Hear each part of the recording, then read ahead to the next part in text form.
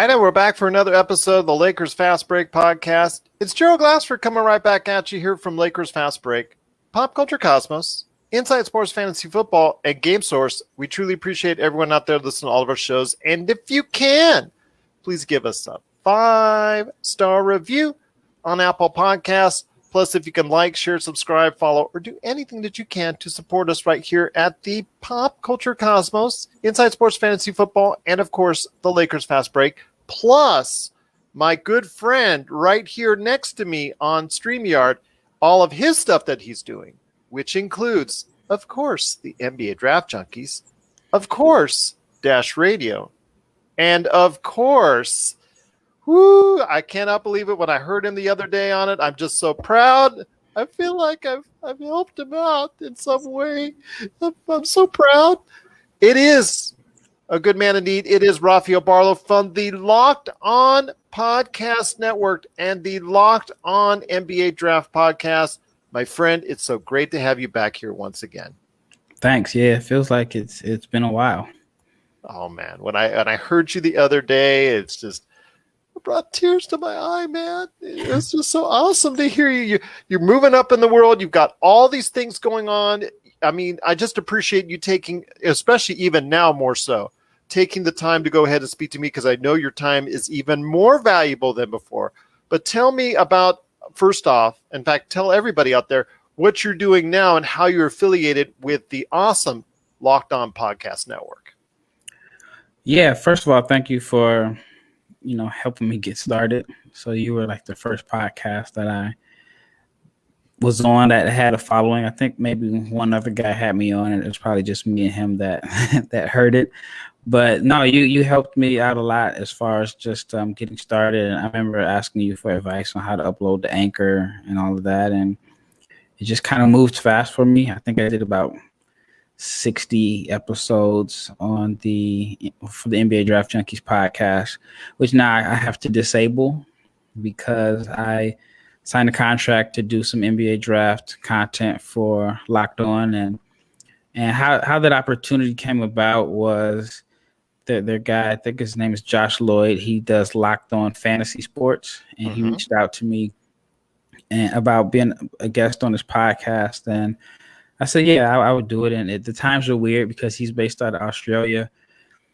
And for me, it was a situation where I was actually traveling from Detroit and I was driving. And I think by the time I ended up getting the information for me having to drive, it was after I had planned that particular episode. And part of me wanted to cancel, but what I ended up doing was stopping in the middle of nowhere, Illinois. I ended up finding a college town.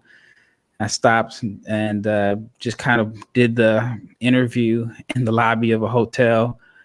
And little did I know that would open the door for this opportunity now, because David Locke, the founder of the network, heard it. He reached out to me a few months back, and then, and it just kind of went from there. I mean, we talked a little bit here and there, and then finally just got everything done last week. So I've done 2 episodes.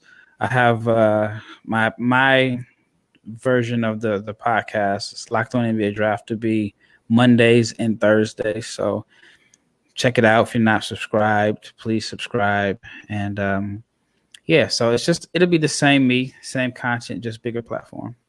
I'm so happy for you, my friend. It's well-deserved, well-earned. But what's the future for NBA Draft Junkies as a whole? No, nothing's changed. Okay. But the audio version? Well, I'm going to put, as far as the NBA Draft Junkies podcast, no, I can't put it on, I can't have an NBA Draft Junkies podcast. But what I am going to do, which is making it a lot more work for me, is that the podcast that I do for Locked On, I'm going to put on a YouTube channel. Okay, fair enough. Yeah. I just want to make sure the website, nothing's changing with that. I mean, the podcast is disabled. If there's a situation where, I have to separate or, whatever, then I still have it. So I'm not like completely getting rid of the podcast, and I still have my Dash Radio show. So Sundays are going to be busy for me because I have 2 shows that need to be done on Monday morning. And then probably what I'll do with Dash is I'll have different guests on for Dash, and I kind of use it as a platform to help other people grow their podcast. And the thing about Dash is I haven't seen the numbers. I don't know if I should probably be saying that right now, but I haven't seen the numbers. I don't know if I'm getting 1 million downloads or 18 downloads. So That's okay. That's okay, my friend, because nobody knows the real numbers for any streaming outlet either. So nobody knows who's doing well or whatnot unless you're on Netflix. So don't even worry about that, man.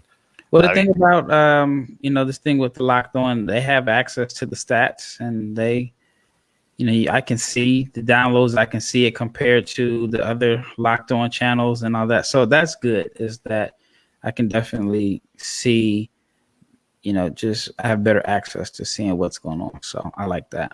Well, that's better because then it can drive you forward. You can say, okay, I want to get to this level. I want to get to this level. It drives you more. It drives you to doing even better, to doing even grander shows, to doing something that you really want to keep on going forward. Yep. It's definitely a lot more pressure. Got to have a little bit more hot take-ish type headlines to draw the numbers. And so, but yeah, I mean, it's a little bit of adjustment. It's a lot harder than freestyling and doing a podcast. It's a lot more structure to it, ad reads, and breaking the show down into like 3 different segments. So it's taken a while. Like my first episode probably took me like 6 to 8 hours for a 30-minute show. And I mean, I know it's a lot more because I'm doing video also, but my goal is to like really take advantage of this opportunity and see where it leads. I'll tell you what, it is well worth it. I mean, hearing your show compared to a lot of the others on podcast networks, wherever, as far as what you're doing out there, is truly incredible. I mean, it came off so crisp, so clear, so fluid. It was just so awesome. And the ad reads, I felt like buying all the stuff there just because you were talking about it. So, I mean, right there for you, that tells you you're going to be doing a great job for the Locked On Podcast Network. And I look forward to hearing you on many more episodes of the Locked On NBA Draft, or however the Locked On Podcast will go ahead and convince you to talk about everything out there. I'm hoping that you will get an opportunity to go on the Locked On Blazers because I know that they're your favorite team. So I'm hoping you'll get the opportunity to go ahead and be on that show as well. So I know that's something maybe you said you liked that show. You said you listened to it. So I know that's something that would probably be awesome for you to do. But and then again, anything that you're doing the Locked On Podcast Network, I know is greatly appreciated by them and is greatly appreciated by the listeners as well. But today we've got a lot to talk about here. In fact, we are at the All-Star break, otherwise known as a trip to somewhere. For a lot of these NBA players, they're probably going to their destination right now. They're already in transit already. Yeah. And for the unlucky few that are getting together in Atlanta for the NBA All-Star game, and I'm sure LeBron is thrilled at this point to be doing it at this point. So, going down and possibly getting with another, 20, 25 individuals that are from all different points of the country, no risk there, but I didn't get your thoughts initially on the NBA All-Star game itself. Are you okay with the decision? Because I don't think it's the smartest thing to do, personally. Not yet, anyways. Well, I know why they're doing it, but I mean, financially, but I don't know if it's much more of a risk than playing the games anyway. So, when you for example, if the Lakers play the Celtics, you got the whole Lakers traveling party and the whole, Celtics team and all that. And I mean, at the end of the day, if they're playing basketball, like some of the stuff just didn't make sense to me anyway. Like the no handshake rule. I think that I don't know if they get rid of that.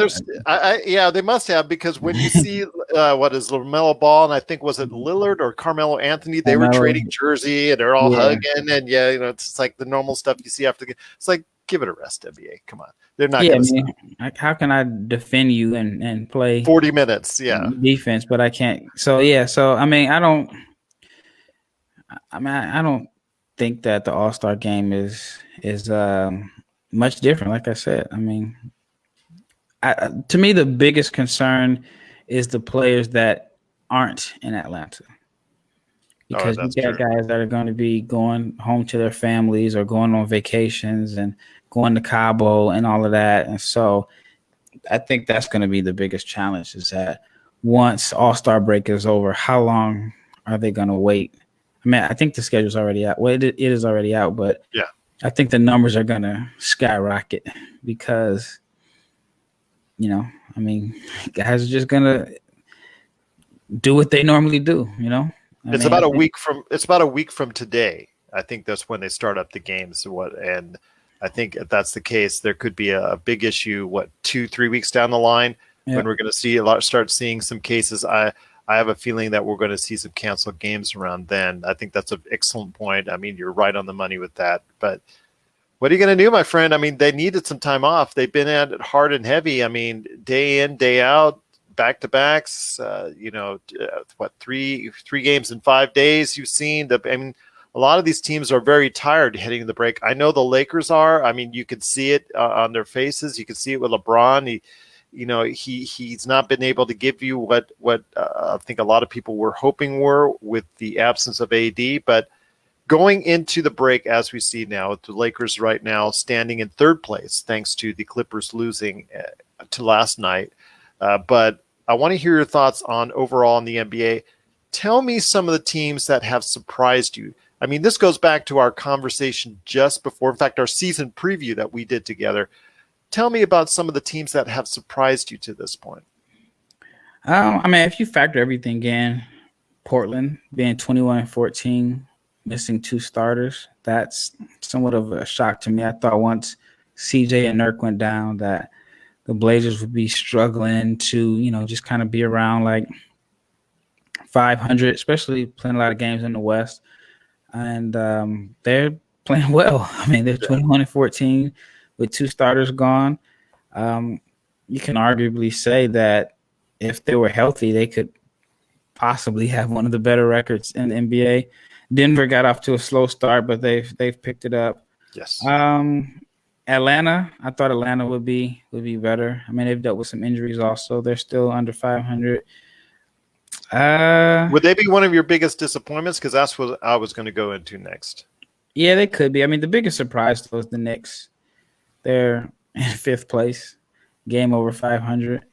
And with Miami being 18-18, like if you would have told me at the All-Star break the Knicks would have a better record than the Heat, I would have told you you're crazy. So that's the biggest surprise. Well, they've done a great job. A lot of smoke and mirrors there.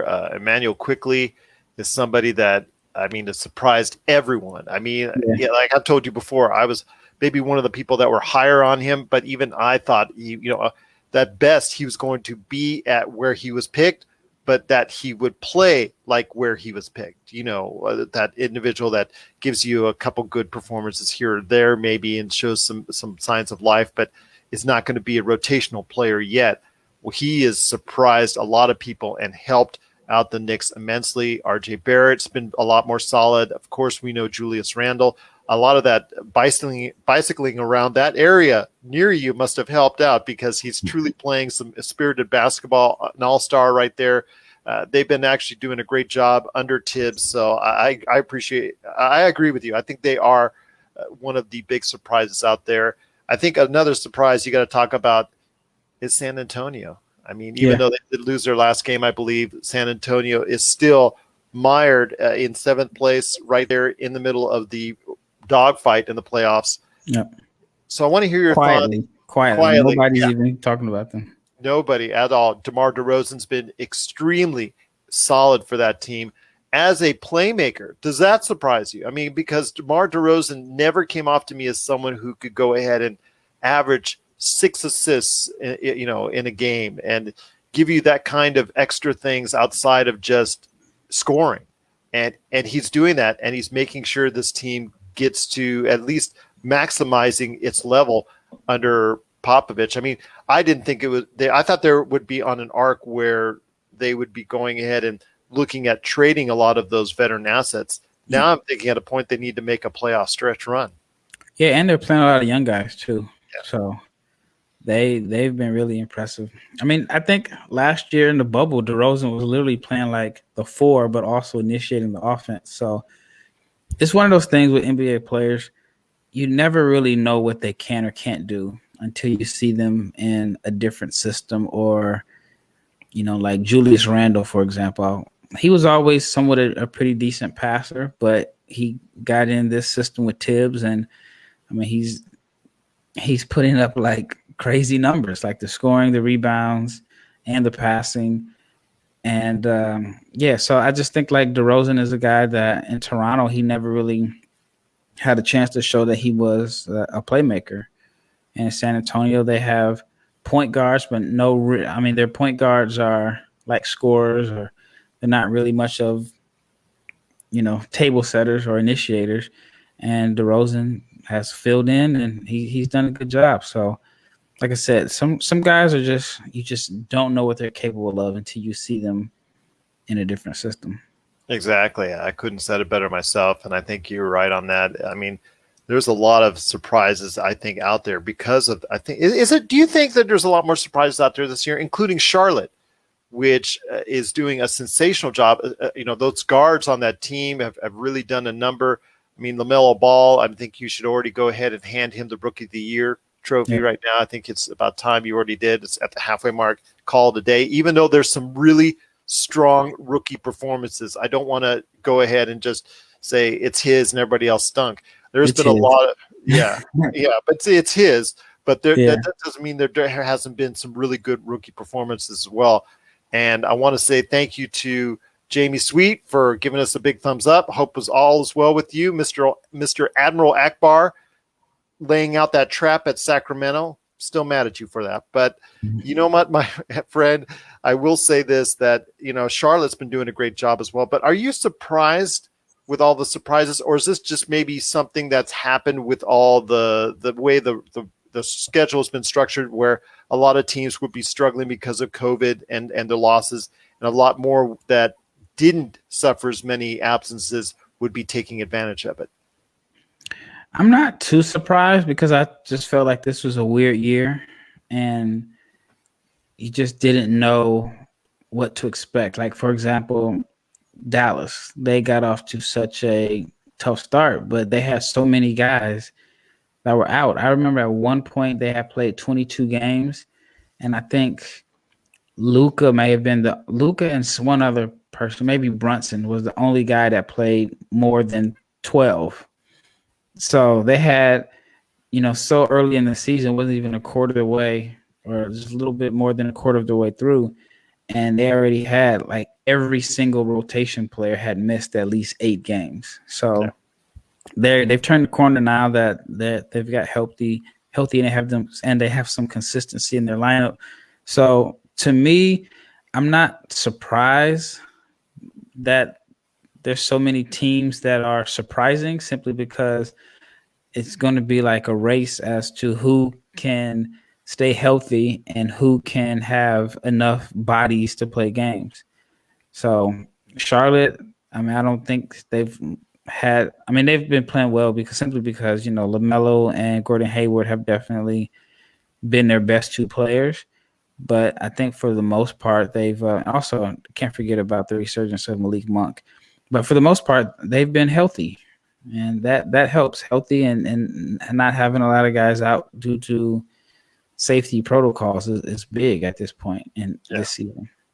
I mean, when it comes to that guard rotation, it's become very impressive in Charlotte. I mean, you've got LaMelo, you've got Malik Monk, who has exploded coming off the bench and playing some really good minutes for them. Devontae Graham, and of course Terry Rozier, who started the season very well for them. So they've got a nice 4-guard rotation, and maybe Graham lost a lot of money. Yeah, I mean, I just felt like if this season could not have went worse for him. Yeah, I mean, we all knew LaMelo was going to eventually start, but I felt like he needed to come out with a strong start to be able to hold him off. Yeah, if he would have been able to play like he played last year, he would have been able to hold Melo off. But he was, I want to say he's on my fantasy basketball team, so I know how bad he's been playing. But at one point, he was shooting like 27% from the floor, and he's probably still in the low 30s at this point. Yes. And I don't know if he was just looking over his shoulder. I don't know if he was 100% healthy coming into camp. And then on top of not playing well, he's missed games with injuries. And then Melo has taken off. So he's lost a lot of money this season, but the team is a lot better. And so, it's just one of those things. Well, that puts him in a interesting situation. Of course, Laker Tom is he's eyeing Devontae Graham right now for the Lakers. Laker Tom and his crazy trades from LakerHolics.com. So, he's eyeing Devontae Graham, and that could be something that Charlotte may look into because he now becomes a nice asset because people don't have. They have short memories, right, in this league, but they still remember how well Devontae Graham played at one time. Yeah, I just think his salary is so low. It's like the Kuzma situation in a sense that Kuzma was way more valuable than his salary because he was such a low pick. I think Graham's only making like $1.6 million a year. And where can you find a fair trade for that? Because most of the guys making 1.6 aren't even in the rotation. So I think it's best for them to wait it out and sign him to a contract, and then they should be able to get better assets out of that deal.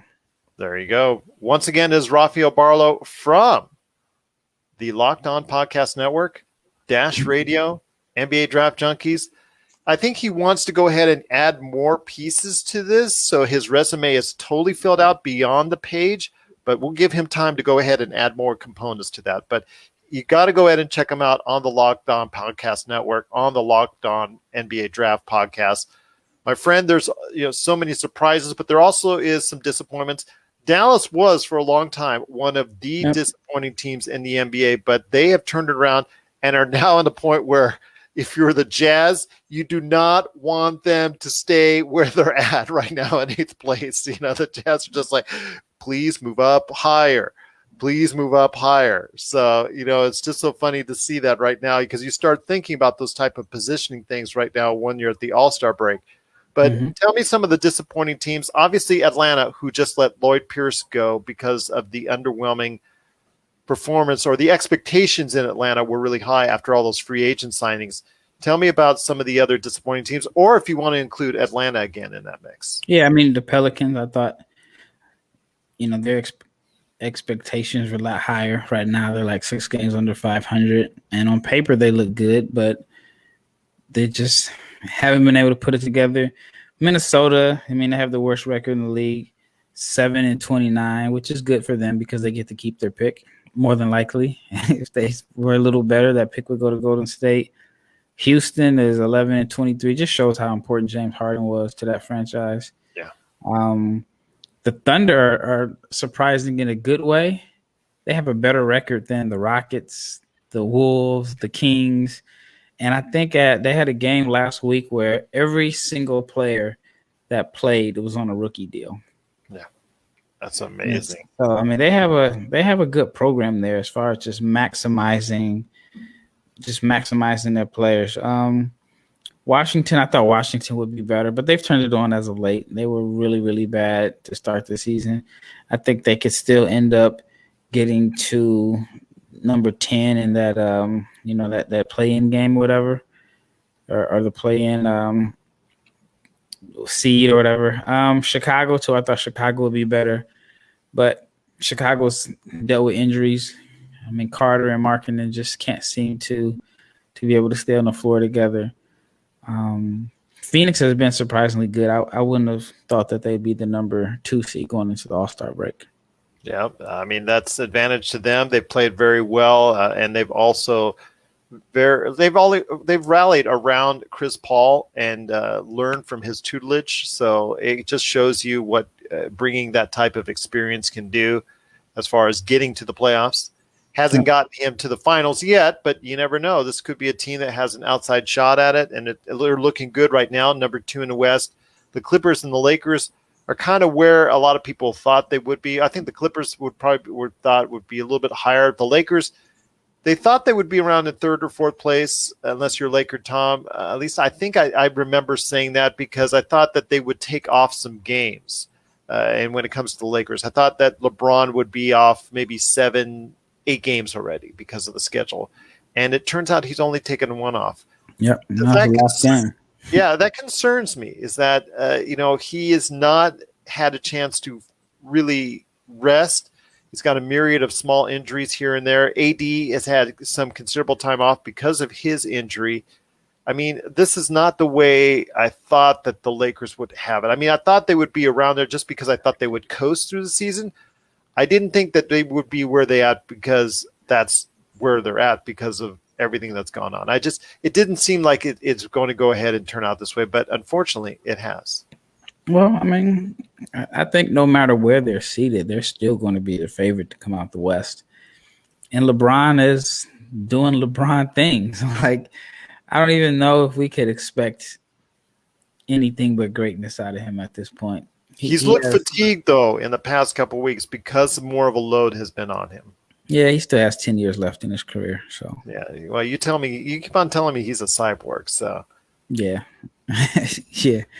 I mean, he's looked somewhat fatigued, but I mean, who really isn't at this point? Especially guys that are playing heavy minutes, and yeah, I mean they're going to be fine. Well, one of the things I wanted to ask you, and I didn't mention it in our notes, was the MVP race at this point in time. And I had said, as soon as AD went down, one of the things I said was that this was the time for LeBron to cement his foothold on a top spot for the MVP running.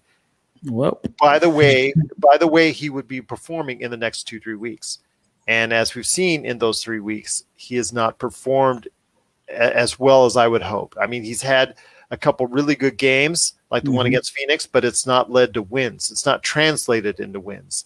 And I'm disappointed overall as far as the outcome for the team during its absence. But it shouldn't go as unexpected because you have AD out, but it doesn't help his MVP chances right now.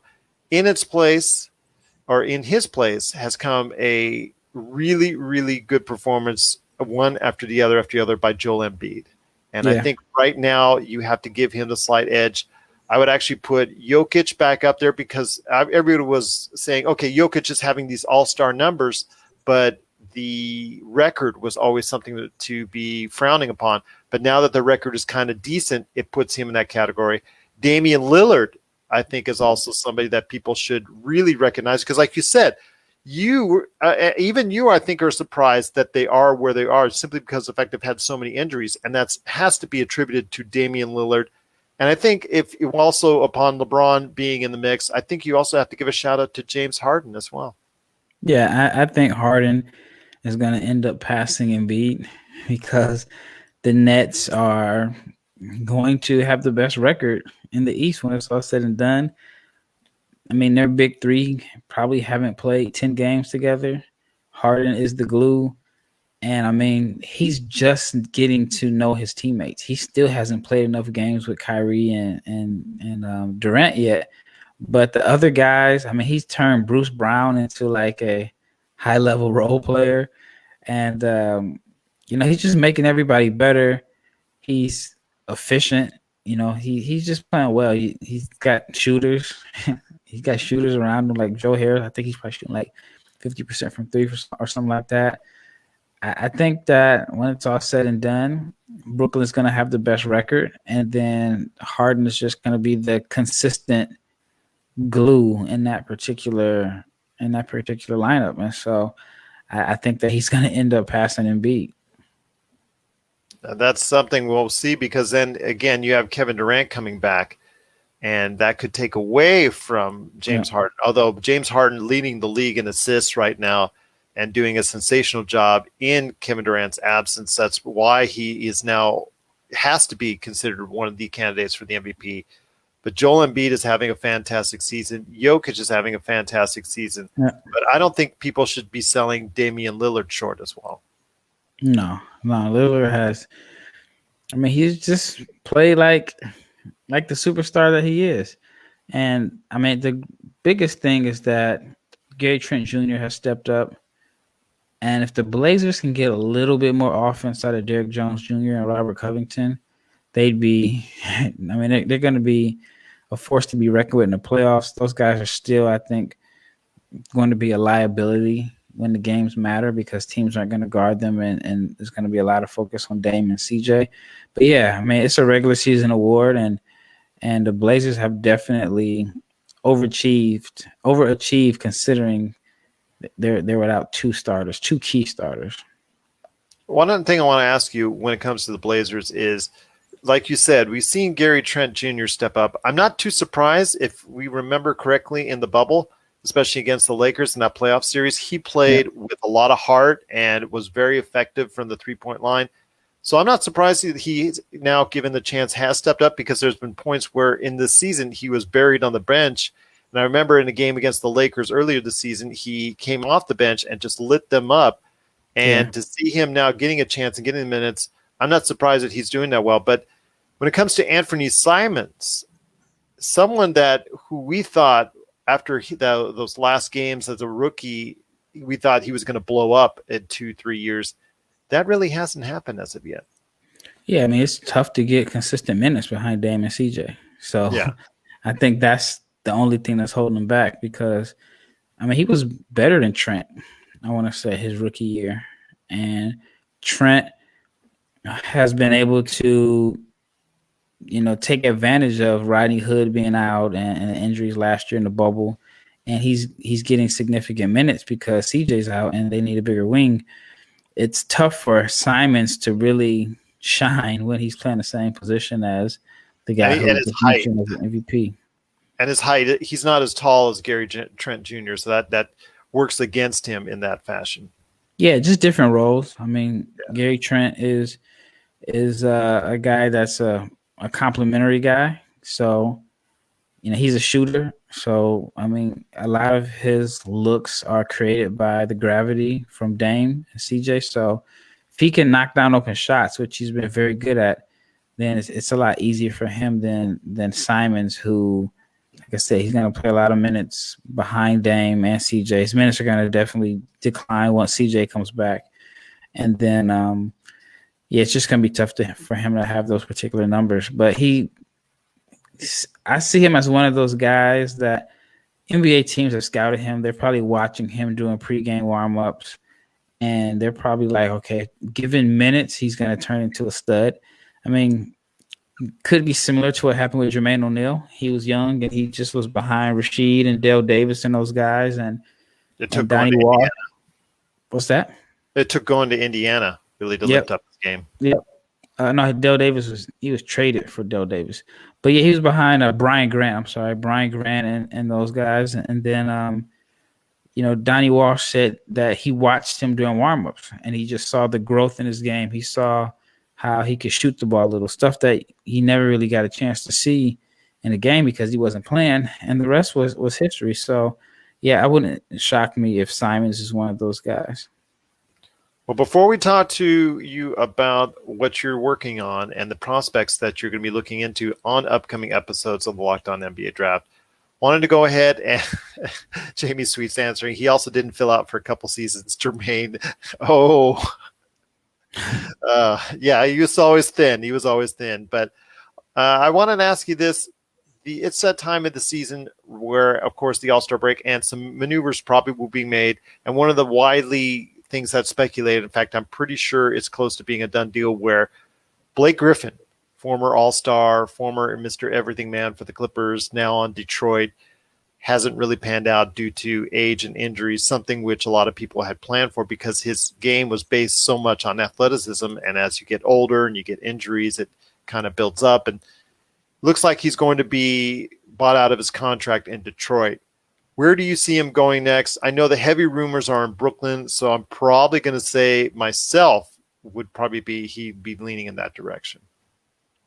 Yeah, I have no clue. I'm just shocked that he gave $13 million back.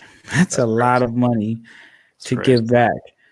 I don't know. I mean, the rumor says Brooklyn.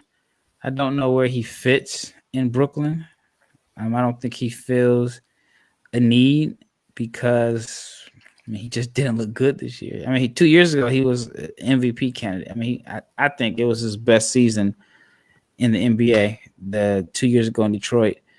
He's not the same player. I think he hasn't dunked in the game since 2019, if I'm not mistaken. Yeah. But yeah, as far as fit, I don't know. I just don't know if he's a fit in Brooklyn. But Brooklyn has a tendency to go after names. So, remember the year they had Jason Terry, Joe Johnson, and they just had a bunch of names that they threw out together. And he does have a name, but I think someone like PJ Tucker would be more valuable. Yeah. That would be someone I think a lot of teams are interested in. In fact, we've already heard the rumors on that already. Jamie Sweet says he would make it back on the stand-up comedy circuit if things don't go well for him in the NBA. He might have a lot of money he can do whatever he pleases. This is true, but to give up that, when you're giving up $13 million, man, that's just must be a bad situation for them in Detroit. But I will say this, it's great to talk to you, my friend. But before we head on out, has your NBA Finals picks changed? Because I think both you and I were the Lakers and Brooklyn, with you leaning Brooklyn and me leaning the Lakers. I'm still not budging because I think a healthy Lakers team is better than anyone in the NBA. But I think that now your team that you had picked, Brooklyn, now looks even better than what you thought originally when it started. Yeah, I mean, I think the difference is they have three guys. I mean, they have three guys that in a close game can get you a basket, and then they have Joe Harris, and they're going to get somebody in a buyout market. I don't know who it is, but, if Blake Griffin gave back 13, then Andre Drummond may give back. Well, I mean, he may try to be bought out. So I don't know. I still think they're going to get some pieces in this buyout market. It's like the hot place to be now. And it's a major market, which could be a reason why Blake chose. He may have some type of incentive in his contract that he gets paid more money in his Jordan deal if he's in a larger market. And that wasn't happening in Detroit. So, I just think it's going to be tough in a close game. And right now they're kind of getting their defense figured out. If they can just be an average defensive team, it's going to be tough to stop those three guys. I mean, they got three guys that can get their own shot at any time, and the Lakers have two. So, I think that's going to be the difference. Once again, it's Rafael Barlowe from NBA Draft Junkies, NBA-Radio, and the Locked On Podcast Network. Please check out Rafael Barlowe on all those platforms each and every week as he breaks it down like nobody else on the NBA Draft. But before we head on out, you did a sensational podcast on some international prospects that really intrigue you, with one of them having one pretty much thing in common, is that the playmaking ability and the skill aspect really stuck out to you with virtually all of them. I wanted to ask you this: which prospects are you looking into delving into next in upcoming episodes of the Locked On NBA Draft podcast? Well, the last episode I did, which came out on Thursday, which was yesterday, was on the point guard position. So this next one I do will cover the shooting guards or the wing prospects. Mm-hmm. As far as like the player, I think Jalen Green and Jonathan Kuminga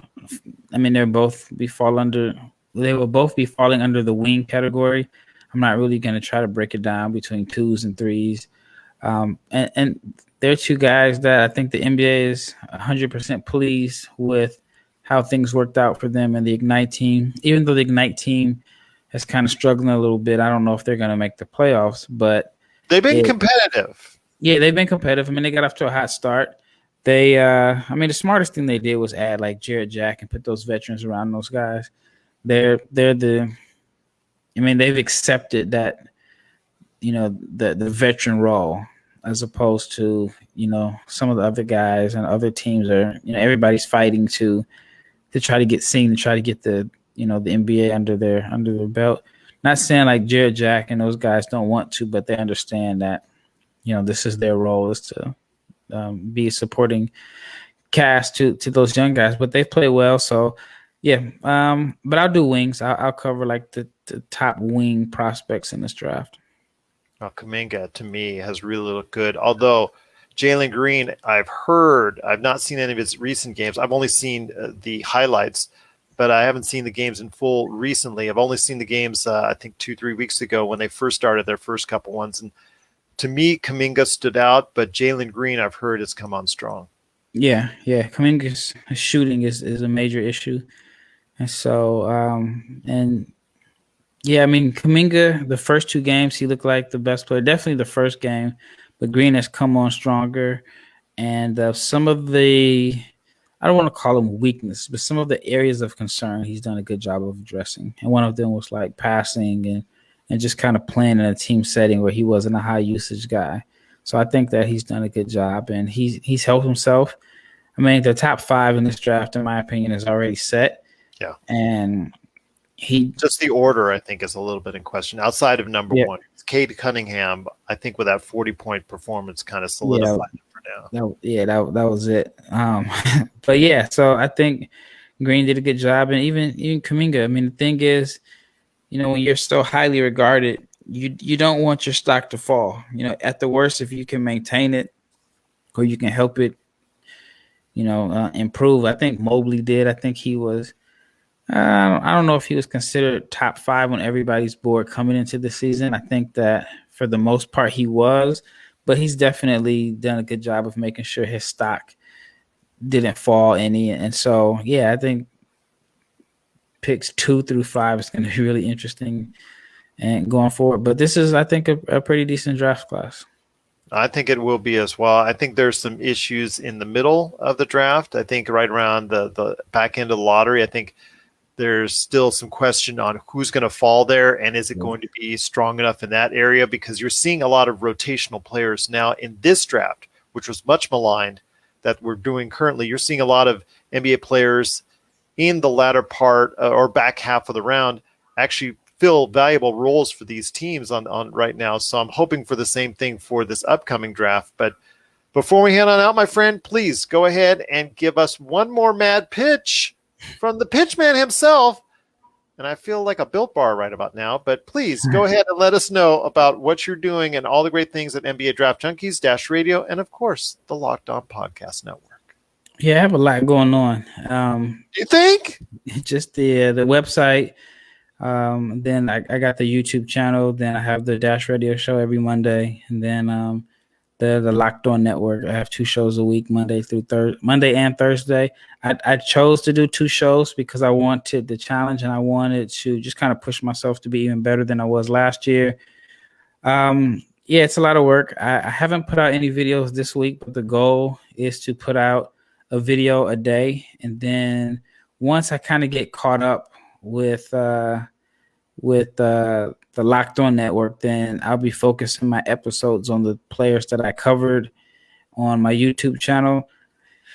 I mean, I guess that's my plan, but now I'm in a different situation where, you want ratings. And so I don't know if like 6 weeks from now, I'm doing 3 episodes on guys that are second-round draft picks. I don't know if that's going to help my numbers out. So I have to find a way to kind of, balance out what I've been doing to also making it more so. I mean, ratings are the thing now. So, before I had total creative control. Not saying I don't have control this time, but, if I would have did a draft, a draft podcast on all second round picks and 18 people listened to it, I wouldn't have cared. But now,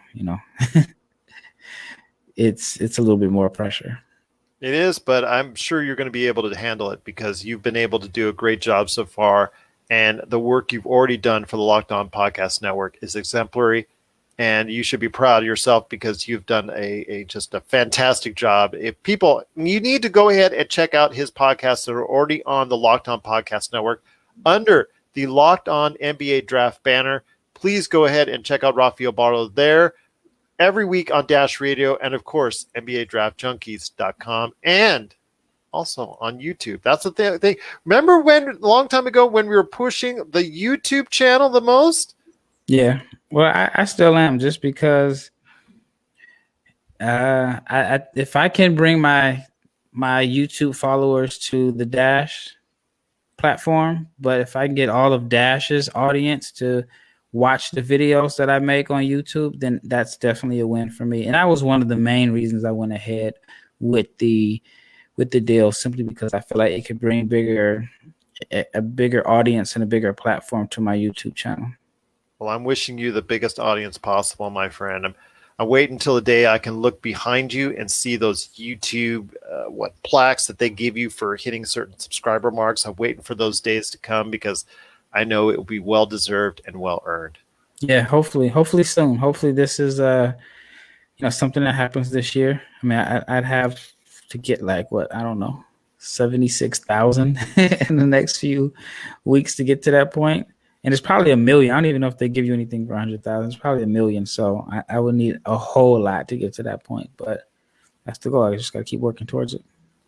Absolutely, indeed. Once again, it's Rafael Barlowe from NBA Draft Junkies, also as well, Dash Radio, and of course, the Locked On Podcast Network, under the guise of the Locked On NBA Draft Podcast. Well, my friend, hopefully you will still have time for us, me, little people, the little tiny person that I am in the future. Hopefully, if I ask you, come on, back on. I'm not going to pressure you as much. I'm not going to ask you as much because I know your time is extremely valuable, but I'm hoping you'll be able to return to us at some point in time on the Lakers Fast Break podcast real soon. Of course. Yeah. It's not a question. You hesitated. No. Just all you have to do is just let me know when and I'll make it happen. Hey, if you can't because you're way too busy, that's perfectly understandable because I'm just know from afar, I am so proud of what you've done, man. Thank you. Thank you so much. I mean, I appreciate you helping me out and definitely going to have you on as a guest.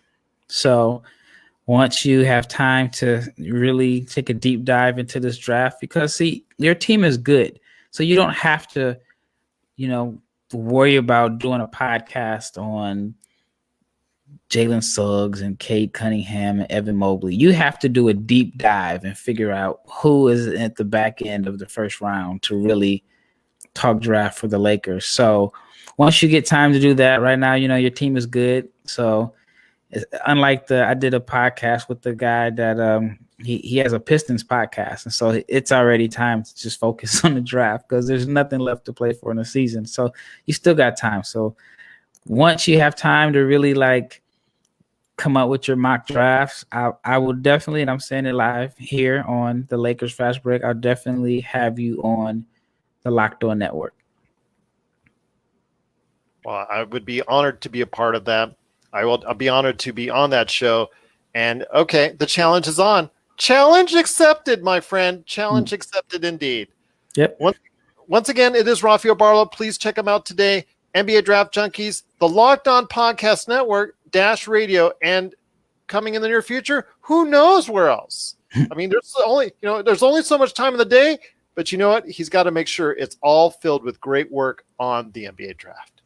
Well, my friend, it's been great talking to you once again, and I'm truly looking forward to bringing you back here as well sometime when you can, right here at the Lakers Fast Break Podcast.